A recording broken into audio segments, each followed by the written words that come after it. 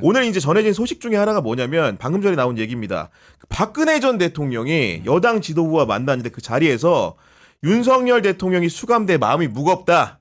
국가의 미래를 위해서 여당이 단합해줬으면 좋겠다라고 말했다는데 우리 그 정치를 오래 하신 김종대 의원님 눈에 봤을 때 이런 발언 어떻게 해석해야 됩니까? 아니 나는 그냥 일반적인 덕담이라면 이해가 가. 그러나 찾아오면 저런 말밖에 할 길이 없겠다. 이런 정도로 그냥 이해는 해야 하는데 이게 어디서부터 이렇게 되는 게 뭐냐면 구치소에 수감된 윤회 처지가 너무 공감이 가는 거야.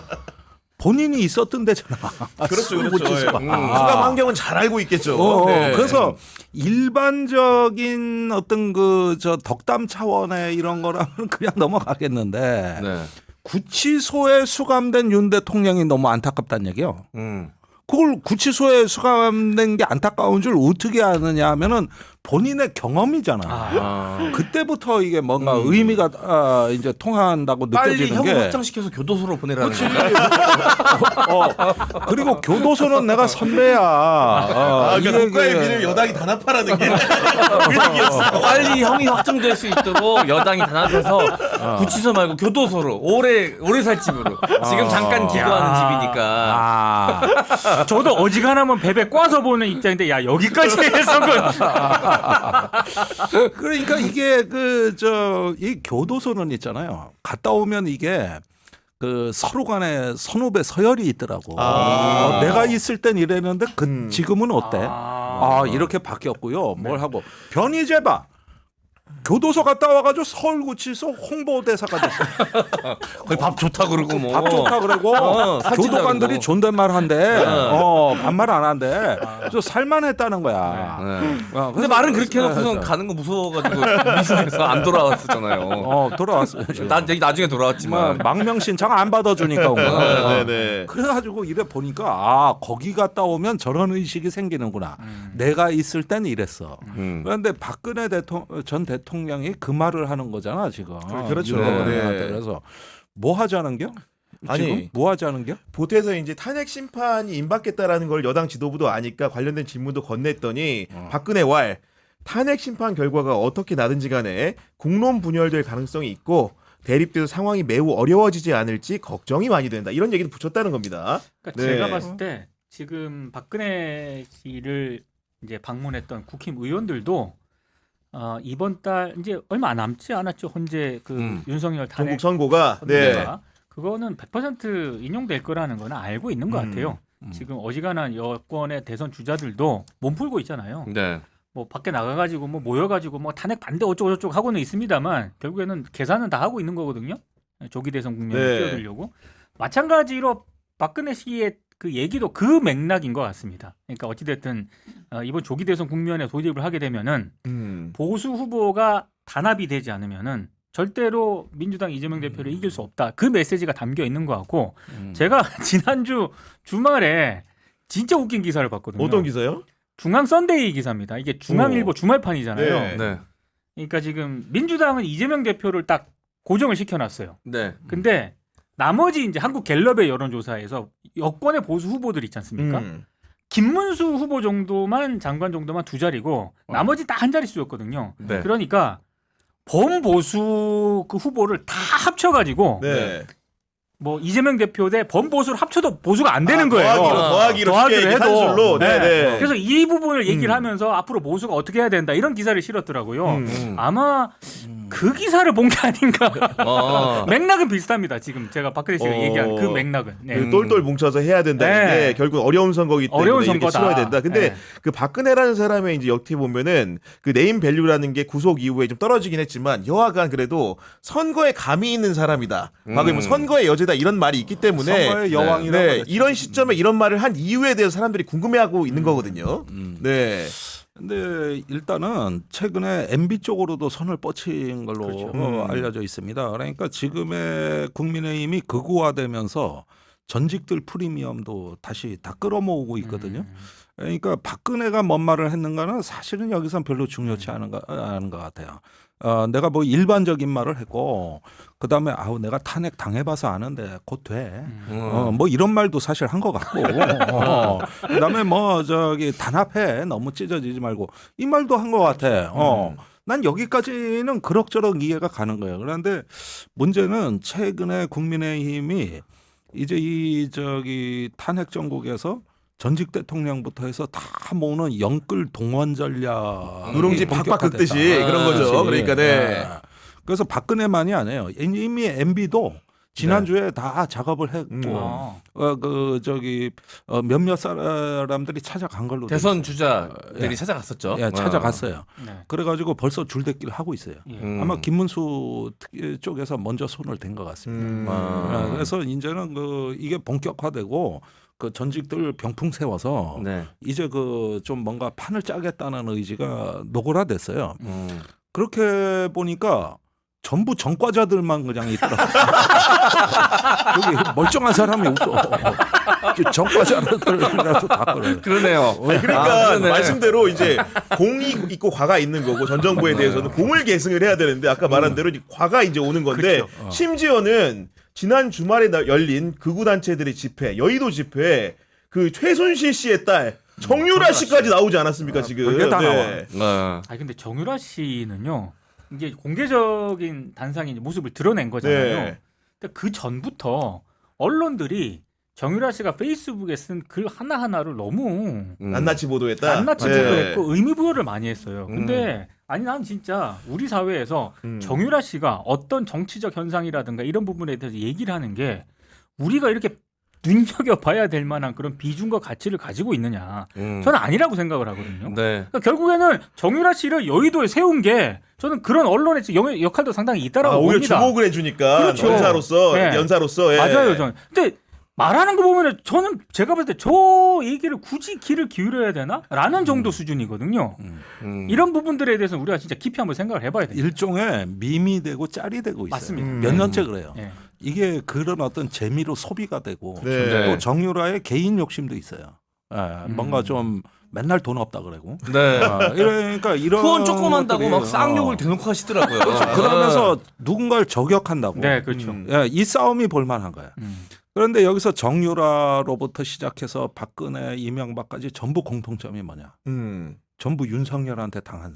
아니, 그러니까. 그러네. 그러니까 정유라 씨도 단상에 올라서 한 얘기가 뭐냐 이런 증명을 해야 되는 겁니다. 나는 윤석열 대통령을 원망한 적도 없고 앞으로도 원망하지 않을 것이다 이렇게 얘기하면서 이번 계엄 사태가 벌어지고 가장 많이 들은 말이 왜 엄마를 잡아놓고 네 인생을 힘들게 한 윤석열 대통령을 지지하느냐였다. 이런 얘기를 자기 존재 증명을 해야 되는 거예요. 아니 예. 그 얘기를 알려던 건데 이 전형적인 스톡홀름 신드롬입니다. 그 인질로 잡혀 있는 사람이 인질범의 편이 되는 거죠. 네. 이게 스톡홀름 신드롬이에요. 전형적인.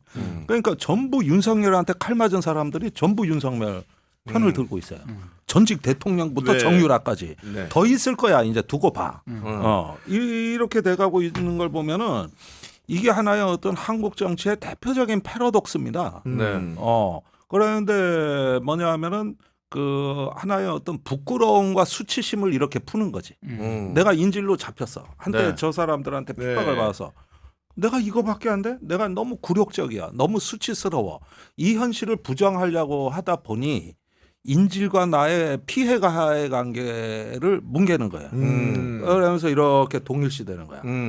이게 희한한 현상이거든. 그렇습니다. 이게 네. 조금 어려운 설명이기 때문에 내가 건너뛸게. 이거 더 내가 이거 심층적으로 설명하면은 네. 약간 시청자들 머리 아니 아프실 수 그런 있어. 말씀이 맞기도 한 것 같은 게 이번에 그 여의도 집회에서 이제 세- 그거를 한 그 서천호 서천호. 있잖아요. 이분이 어떤 얘기했냐면은 공수처, 선관위, 헌재 모두 다 처부수자 이런 얘기를 했는데 그렇죠. 이분도 보니까 사법처리 전력이 굉장히 화려합니다.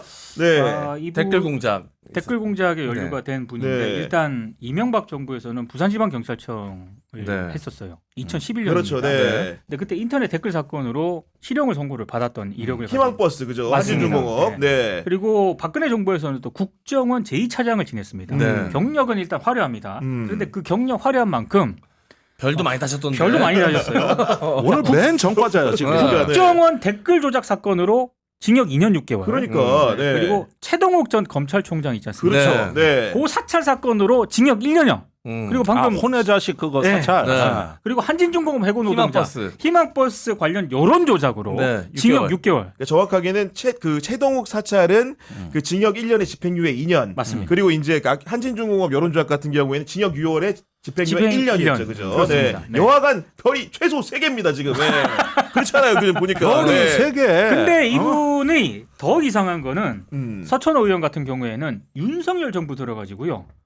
2번이나 쌍사면 당했죠. 특별 사면을 받습니다. 그러니까 2번이나. 은혜를 받은 이게 거죠. 정말 네. 이상한 거고 그리고 실제로 이게 굉장히 많이 회자가 됐던 그런 내용이기도 한데 작년이에요. 서울 특사 발표 직후에 바로 총선 출마를 했거든요. 선언을 했거든요. 그런데 아니 이분이 공천 어떻게 받았어? 그러니까 공천을 그 사면하기 전에 네. 공천 신청을 비밀리에 한 거야. 그 정과가 있을 때. 정과가 있을 때, 그러니까 사면을 해주기 전에 어. 비밀리에 한 거죠. 그래서 그때 언론들이 제기했던 피선거권이 없을 때. 경향신문도 공천- 의혹 제기했습니다. 야 네. 이거 약속 사면 아니냐. 아. 그런 의혹을 제기를 했었던 거죠. 그러니까 피선거권이 없을 때 공천 신청을 미리 했다라는 거죠. 비밀리에 한 거죠. 말이 마치 사면 받을 걸 예견한 것이냐. 예견한 것처럼 공교롭게도 진짜로 사면을 시켜준 거예요. 윤석열 대통령이. 아니 그쯤 되니까 이제 윤석열을 공격하는 모든 기관 그리고 윤석열이 불신하는 모든 기관은 때려 부숴야 될 정도의 충성심이 생긴 거 아니겠습니까? 네. 그러니까 이 사면을 해줬을 때 얼마나 감동적이겠어. 그러니까요. 이 하회와 같은 진짜 이런 은덕을 어디 가서 있겠어. 그런 점에서 뭐 이제 강도짓 하는 놈들끼리 이제 의리는 지키는 거 아니야. 네. 저는 그렇게 봐요. 아니 근데 이분 참 특이한 게 네. 이분이 그 여러 기관 중에 지금 문제 삼고 있는 기관들 여러 가지잖아요. 그 중에 하나 빠진 기관 있지 않습니까? 어디요? 경찰은 부수라고 안 하더라고. 맞아요. 전에도. 지가 경찰은 나왔다고 부수라고 안 하더라고. 네. 경찰 출신이라. 맞아. 네. 그건 부수라고 안 하던데 보니까. 네. 국정원도 부수라는 얘기 아니죠? 그렇죠. 예. 그러니까 정보 무슨 네. 경찰 국정원 이런 쪽은 안 건드리는구나. 아. 주로 뭐 선관위, 헌재, 그럼 뭐 교도소도 붙이자는 얘기 하지 말아요. 자기가 거기도 몸 닫고 있었으니까. 아니 근데 자기 수사를 해가지고 감옥 보낸 게 윤석열이고 맞습니다. 살려준 것도 윤석열이고. 2번이나. 아 그게 아까 말한 대로 그런 증후군의 개념으로 설명하지 않으면 그런 이게 개념도 좀, 있고 이게 뭐냐면 네. 이문열의 소설에 나오는 엄석대 같은 아. 그 권위가 된 거예요. 음. 처음에는 지긋지긋하잖아. 윤석열 얼굴 봐도 네. 날 때려잡았고 내가 법정에서 전과자 됐고 이런 건데 어느 날 보니까 우리들의 영웅이 되는 거죠. 그게 이제 그 엄석대 네네. 엄석대 프레임으로 그렇죠. 가는 네. 거지. 그래가지고 이제 거기서 형성돼 보니까 전부 전과자들 얘기만 하네 오늘 우리가. 그리고 스토리라인도 이상하게 제가 찾아보다 보니까 2012년에 이제 그 서천호 부산 경찰청장이 공석이 된 경기 경찰청장으로 옮겨가는데 당시 그렇게 가게 된 계기가 뭐냐면 이철규 의원이 저축은행 의혹으로 문제가 터져가지고 비운 자리에 또 서천호가 갔는데 앞뒤로 그 두 분이 지금 이 친윤계 핵심으로 부상에 있고 네. 최근에 있던 일련의 사건들과 연결고리가 또 있는 재밌는 상황이더라고요 보니까 네, 묘한 그렇게도 상황이더라고 보니까 네. 오케이. 그리고 네. 윤석열의 인사 스타일인 것 같아요. 자기가 정보를 많이 갖고 있고 한번 그렇게 좌지우지했던 사람들에 대해서는 자기가 자신감을 좀 갖고 있는 것 같아.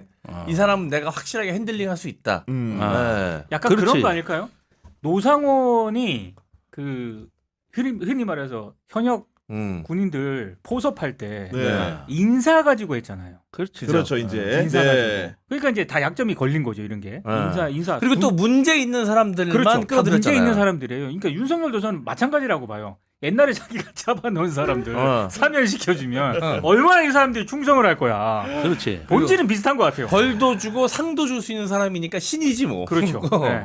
그러니까 대단하네. 네. 일전에 그런 상황인 것이고 그리고 이제 여의도 집회가 이렇게 한켠에 있었다고 한다면 또 광화문에서도 집회가 열렸는데 훨씬 컸죠. 거기는 보니까 광화문에서 한 집회에서는 윤석열과 김용현의 옥중 편지를 낭독하는 집회였습니다. 일단은 석동현 변호사 국민 변호인단 단장을 맡고 있죠. 이분이 어떻게 읽었냐 윤석열의 말이라면서 대통령께서는 정말 한없는 고마움의 표정을 지으시고 표정까지 지었대요. 그러면서 나는 건강하다 잘 있다 하는 인사를 꼭 전해달라고 하신다면서 국민들이 청년들이 비상 위기를 알아준다면 나의 고초는 아무것도 아니다라고 했답니다.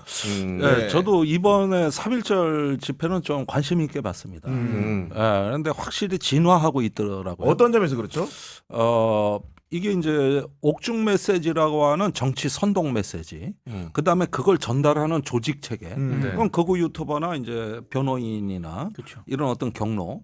그다음에 그걸 메시지를 기다리는 광장의 어떤 대중들. 그렇죠. 네. 네. 예, 이런 전체들이 틀이 쫙쫙 잡혀가고 있는 거죠. 어. 그러니까 극우 대중운동에 어떤 체계가 잡혀가고 있는데 이젠 기획력도 구리지가 않아요. 아, 2달 전만 해도 네.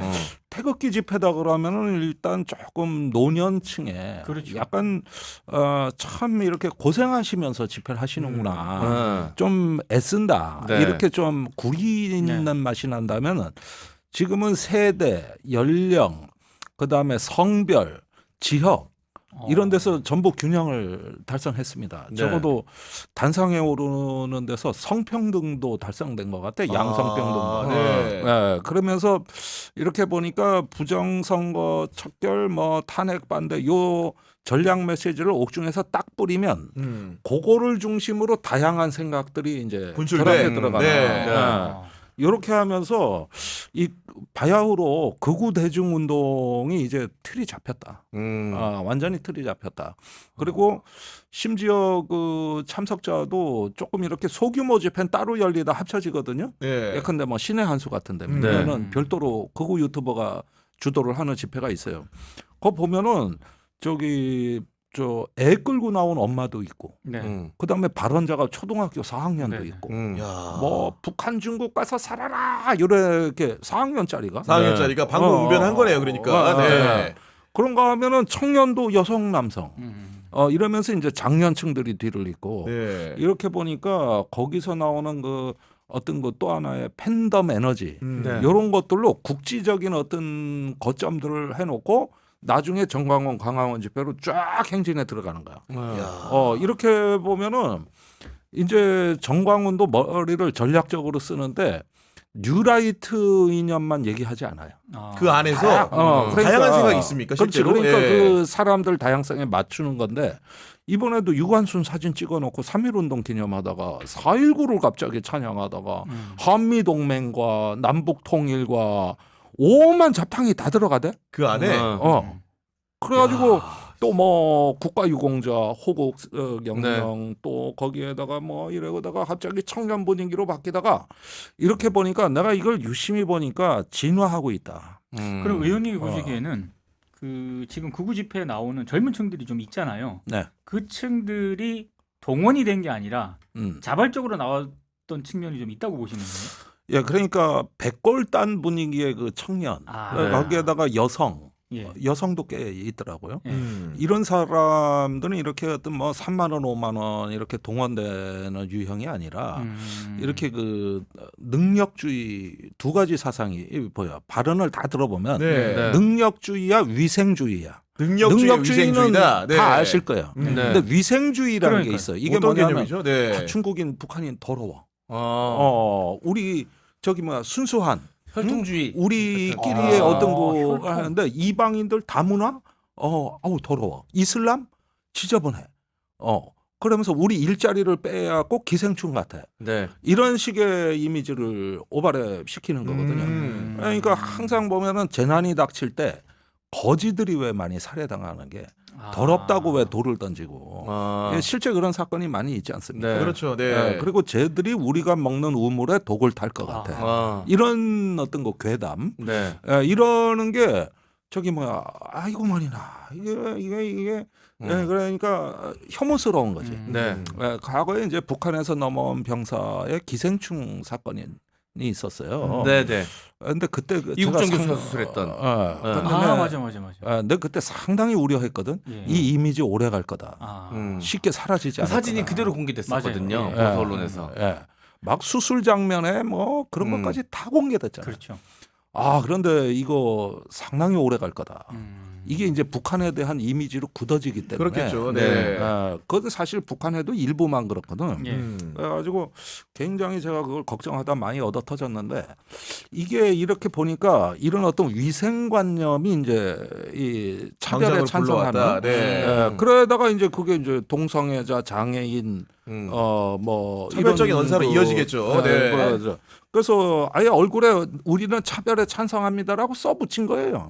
아니, 실제로 정광훈 집회에 올라왔던 다른 목사들이 하는 발언들을 보면 아니 일단 뭐 욕을 서슴치 않고 하고요. 그래요? 그치. 너무 목사분들인데. 심하게 목사분들인데 그냥 욕도 아니고 아주 상스러운 욕을 해요. 이게 방송에서 야. 소개를 못할 못해. 못할 정도로. 네. 네. 못할 정도로. 그리고 이제 이 헌법 재판관들 욕을 하는데 네. 여성 재판관도 있고 뭐 남성 재판관도 그렇겠죠. 있잖아요. 예. 성적인 욕을 해요. 맞아요. 그렇지. 그리고 동성애를 갑자기 네. 끌어들여가지고 뭐 네. 동성애 하는 거 아니냐 지들끼리 그러니까 진보적 성향의 헌법재판관들끼리 동성애 하는 거 아니냐 하면서 막 웃어요.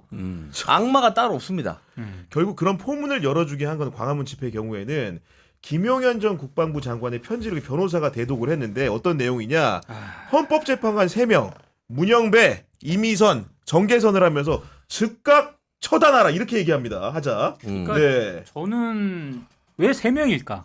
그 3명이 일단 문재인 전 대통령하고 네. 야당이 이제 임명한 추천으로 이제 임명된 그런 재판관이라는 점. 그리고 그 3명을 콕 찍어서 한 거는 결국에는 탄핵 결정, 인용 결정이 나더라도 8-3이니까 그렇죠. 네, 이런 식의 그런 식으로 이제 네. 좀 의도가 깔려 있는 것 같고 저는 결국에는 인정하지 않겠다라는 의미가 깔려 있는 것 같아요. 그러면 헌재에서 인용 결정이 나더라도 지금 광화문이라든가 여의도에 모였던 사람들이 어떤 스탠스를 보일 것인가는 대략 예측이 가능하죠.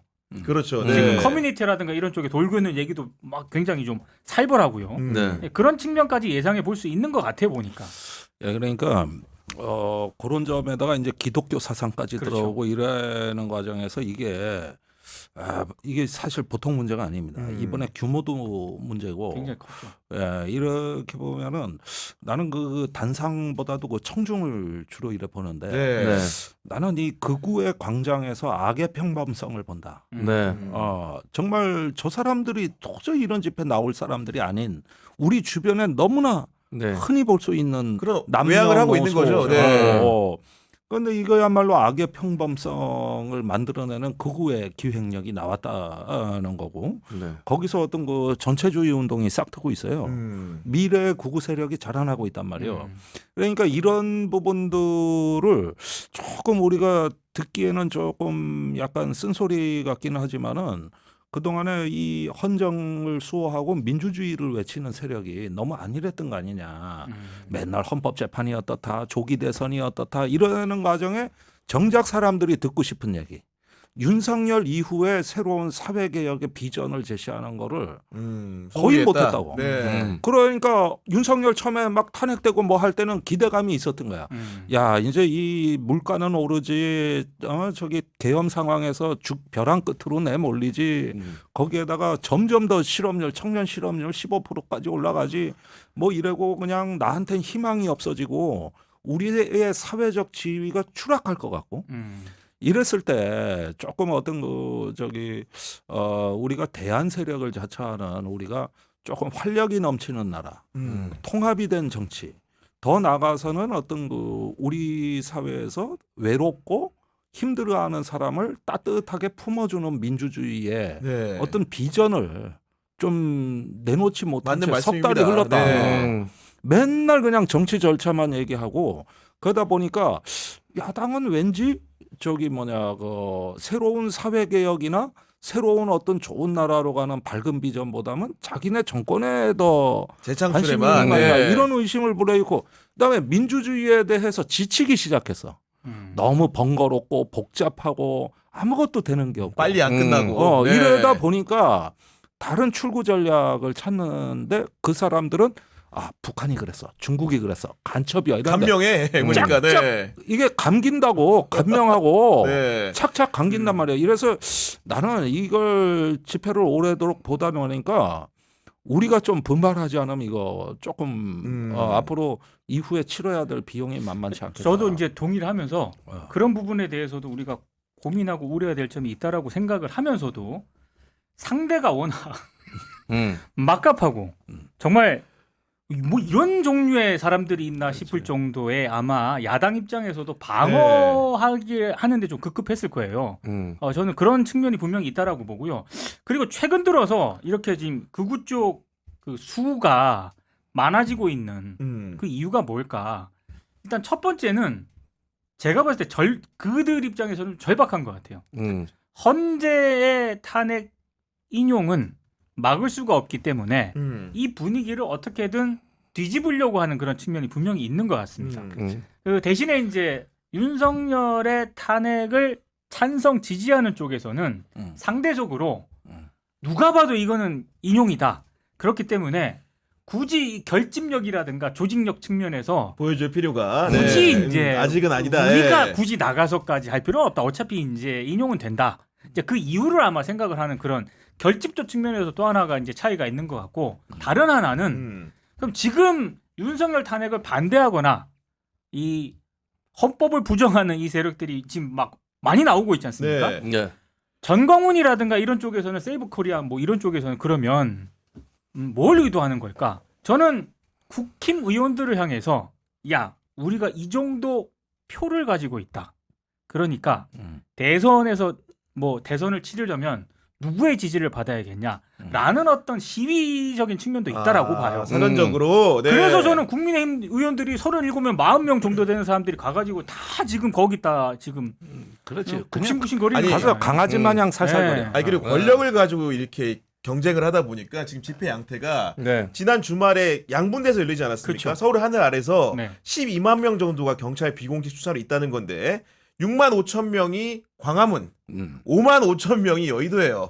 근데 보면 참석한 국회의원의 수도 다릅니다. 그러니까 광화문이 국회의원 수도 적었어요. 그러니까 물론 이 중복된 의원들이 많기는 한데 여의도의 국회의원이 더 많이 몰렸죠. 네. 38명이 갔으니까. 네. 그리고 정광훈 목사 측에서는 여의도에 집회를 열고 있는 소년보 목사를 향해서 이단이라는 주장을 하는 세력도 있고, 그렇죠. 그리고 뭐 중앙일보나 동아일보는 좌파다 네. 이런 얘기도 하기 때문에 또 이제 결정적으로 권력의 항배를 정해야 될 때는 그 양대 세력이 분열할 수도 있지 않을까 이런 생각도 들거든요. 네. 그렇죠. 이미 그 조짐은 충분히 나타났다고 봅니다. 그런데 여기서 우리가 한 가지를 아셔야 될 게 있어요. 그 분열이 국가적으로 위험한 현상이에요. 내가 전에도 말씀드렸지만은 우리가 이슬람 그 테러 같은 걸 연구하다 보면 그게 원한과 증오 때문에 자살폭탄 테러가 일어난다기보다는 무장 정파 간의 경쟁이 오히려. 네. 그러니까 이 두 광화문파 여의도파가 경쟁이 붙는다는 건 누가 더 존재감이 있고 선명하냐. 이게 나중에 대통령 이제 탄핵이 인용이 되면은 저기 우리는 열심히 싸웠는데 쟤들이 그렇죠. 엉뚱하게 그럴 수 있죠. 됐다. 네. 이게 일단 1단계 스텝이고 2단계는 그 다음에는 지금이라도 우리가 뭔가 보여줘야 된다. 이게 이제 그 저기 경쟁 구도로 가는 겁니다. 그러면은 폭동의 가능성이 더 높아지는 거거든요. 이게 거버먼트가 안 된단 말이에요. 거버먼트가 무정부 아나키에 비슷한 상태로 가는데 이게 더 위험한 거예요. 그래서 보수가 이렇게 분열된다. 뭐 어쩐다. 이렇게 얘기를 하지만은 그런 분열이 아니라 그들이 통합되는 가운데서도 내적인 질서를 창출해내면 나름대로 그 자체는 안정이 되는 거거든. 그런데 이제 폭력을 누가 통제할 거냐. 이거. 그렇죠. 정광훈이 잡아들여도 끝이 아니구나. 이런 어떤 부분들이 나왔죠. 그래서 이 부분은 매우 제가 보기에는 더 우려스러운 지점이다. 더 네. 우려스러운 부분들이고 실제로 그래서 더 과격 발언이 더 세지는 경향도 있다는 거예요. 아니 실제로 고개를 끄덕일 수밖에 없는 게 서부지법 폭동 사태 그것도 그 미묘한 노선 차이가 있었거든요. 그 안에는 그 흔히 말하는 극우 유튜브 쪽 세계에도 미묘한 그러니까 원래 이 흔히 말하는 메이저리그가 있었고 신진 세력들이 있었습니다. 근데 서부지법 폭동 사태에 주도적으로 참여한 거는 신진 세력이라는 그렇지. 그런 분석이 있었거든요. 이게 이제 그들 사이에 약간 이해관계 때문에 경쟁이 벌어지다 보니까 신진 세력들이 자신들을 좀 돋보이게 하기 위해서 그런 식으로 과격하게. 과격하게 어떤 맞아요. 서부지법을 공격한 것 아니냐라는 분명히 그런 분석도 있었거든요. 근데 만약에 김종대 전 의원님 분석대로라면 이게 굉장히 위험한 상황인 거죠.